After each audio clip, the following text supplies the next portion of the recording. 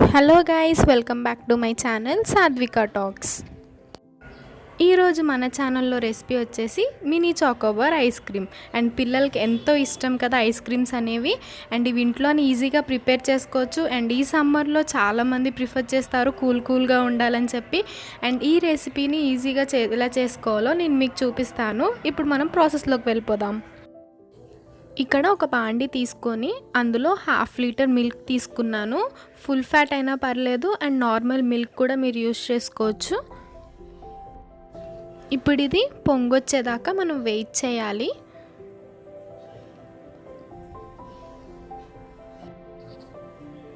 పొంగు రావడానికి టైం పడుతుంది కాబట్టి మనం నెక్స్ట్ ప్రాసెస్లోకి వెళ్ళిపోదాం.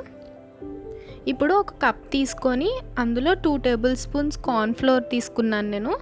ఆ కార్న్ఫ్లోర్ బదులు మైదా కూడా తీసుకోవచ్చు. అండ్ గోధుమ పిండి అయితే లైట్గా స్మెల్ వస్తుంది.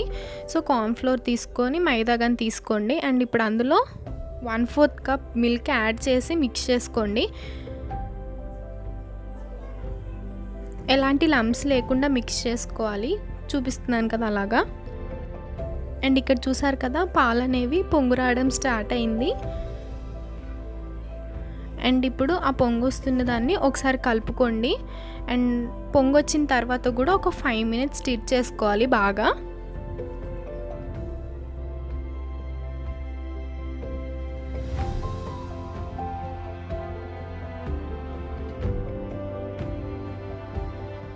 అండ్ 5 మినిట్స్ అయిన తర్వాత ఇక్కడ నేను 3 టేబుల్ స్పూన్ షుగర్ అనేది యాడ్ చేస్తున్నాను.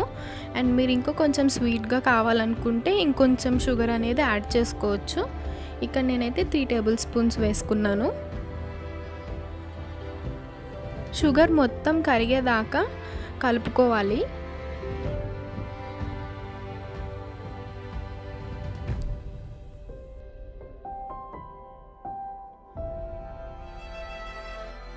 చూసారు కదా, షుగర్ అనేది కలిసిపోయింది. అండ్ ఇక్కడ నేను 2 table spoon milk powder add చేస్తున్నాను.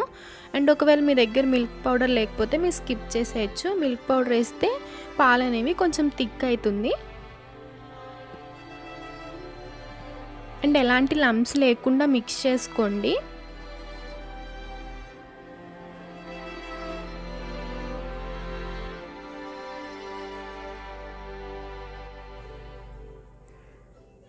చూసారు కదా, ఎలాంటి లంప్స్ లేకుండా మిక్స్ చేసుకున్నాను. ఇందులో కార్న్ఫ్లోర్ మిక్స్ కలుపుకున్నాను కదా, అది కూడా యాడ్ చేసుకున్నాను. ఇప్పుడు ఒక 2 to 3 మినిట్స్లోనే ఇది థిక్ అవడం స్టార్ట్ అవుతుంది.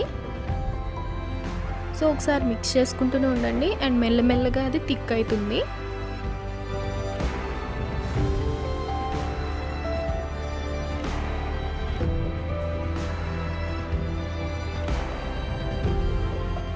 అండ్ ఇక్కడ చూపిస్తున్నాను కదా, థిక్ అయిపోయింది మిల్క్ అనేది. అండ్ ఇప్పుడు మనం స్టవ్ ఆఫ్ చేసేసుకొని ఇది ఇప్పుడు కూల్ అయ్యేదాకా వెయిట్ చేయాలి. అండ్ ఇది కూల్ అయ్యేలోపు మనం నెక్స్ట్ ప్రాసెస్లోకి వెళ్దాము.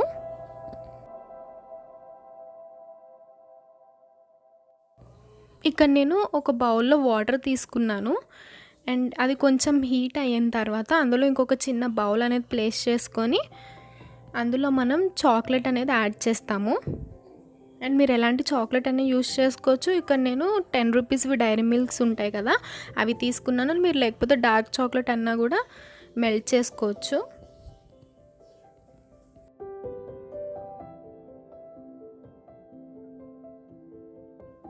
చూసారు కదా, ఈ కన్సిస్టెన్సీ వచ్చేదాకా మీరు మెల్ట్ చేసుకోవాలి.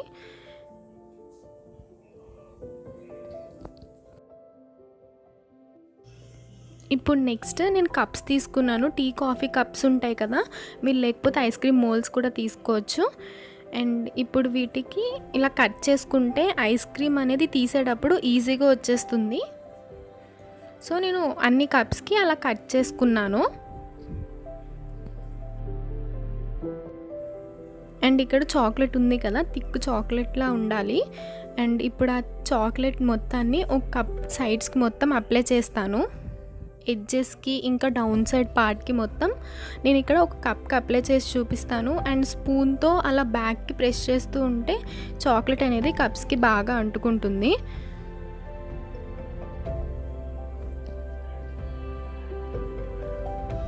ఇక్కడ నేను ఒక కప్కి చూపిస్తున్నాను.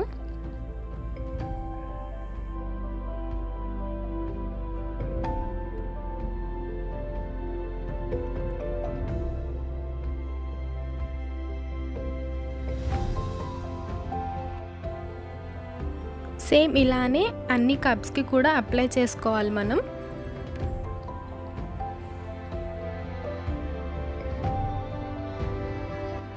చూసారు కదా, నేను ఇలా అన్ని కప్స్కి అప్లై చేసి పెట్టుకున్నాను. అండ్ ఇప్పుడైతే ఒక 10 మినిట్స్ దాకా రెఫ్రిజిరేటర్లో పెట్టేసుకుందాం.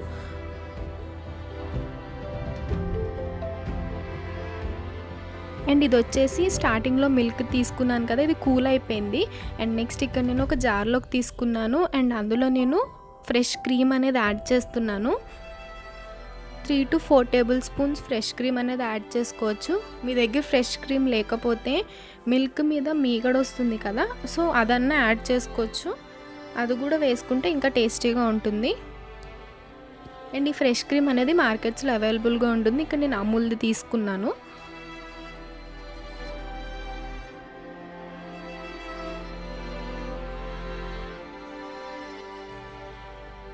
అండ్ నెక్స్ట్ ఇక్కడ 1/2 table spoon vanilla essence add చేస్తున్నాను.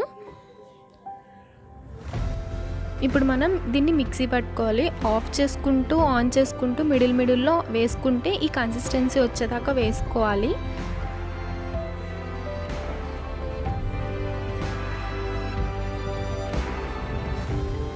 సో ఇక్కడ నేను రెఫ్రిజిరేటర్లో నుంచి కప్స్ అనేవి తీసేసుకున్నాను. అండ్ ఇవి కూల్ అయి ఉన్నాయి. అండ్ ఇప్పుడు అందులో ఇందాక మనం మిక్సీ వేసుకున్న మిల్క్ని వేసేసుకోవాలి.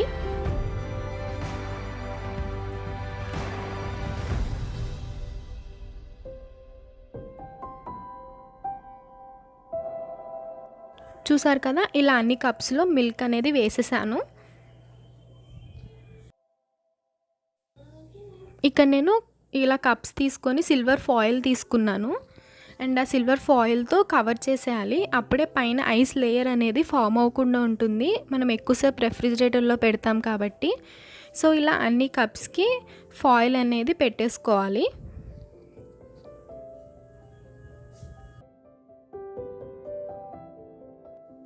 చూసారు కదా, ఇలా అన్నిటికీ పెట్టుకున్న తర్వాత మిడిల్లో ఒక చిన్న హోల్ చేసుకోండి ఐస్ క్రీమ్ స్టిక్స్ పెట్టుకోవడం కోసం.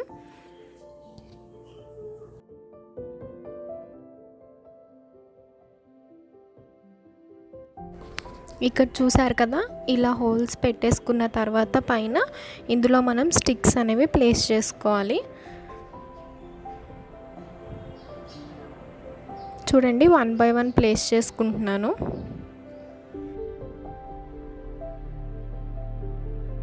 అండ్ చూసారు కదా, ఫైనల్గా ఐస్ క్రీమ్ స్టిక్స్ కూడా పెట్టేశాను. అండ్ ఇవి రెడీ అయిపోయాయి. ఇప్పుడు మనం 8 hours దాకా రెఫ్రిజిరేటర్లో పెట్టుకోవాలి. అండ్ చూసారు కదా, 8 hours తర్వాత నేను రెఫ్రిజిరేటర్లో నుంచి తీసాను. ఇప్పుడు మీకు ఒక్కొక్కటి తీసి చూపిస్తాను.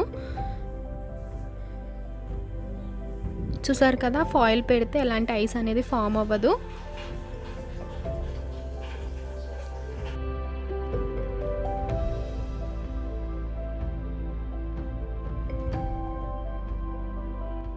చూసారు కదా, కప్స్లో నుంచి ఐస్ క్రీమ్ అనేది ఎలా ఈజీగా వచ్చేసిందో.